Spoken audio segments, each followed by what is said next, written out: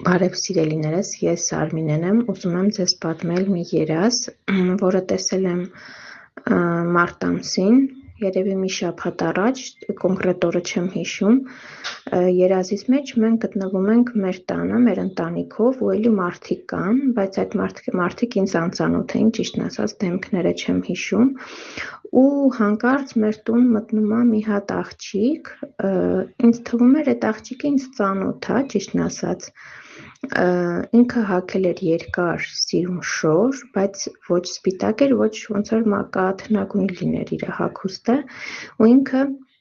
մեզ լուր էր բերել, ինքը ասաց, որ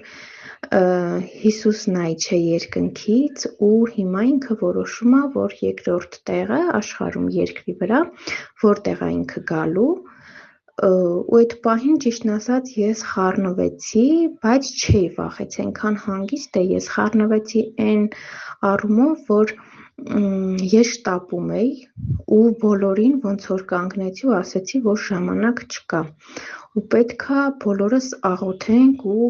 ներողություն խնդրենք մեր մեղքերի համար Հիսուսից, որտեվ գալու է Հիսուս ու մենք ժամանակ չունենք։ Ու հետո հիշում եմ, որ արդեն այդ աղջիկը չկար, ինքը անհետացել էր։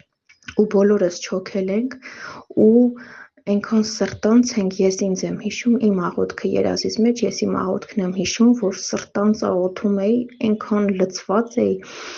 ու ուզում էի, որ Հիսուսը մեր մեղքերը ների ու աղոթում էինք բոլորս, երեխաներից բռնացրած բոլորս չոքել էինք ու աղոթում էինք, որ Հիսուսը մեզ ների ու այսքանը։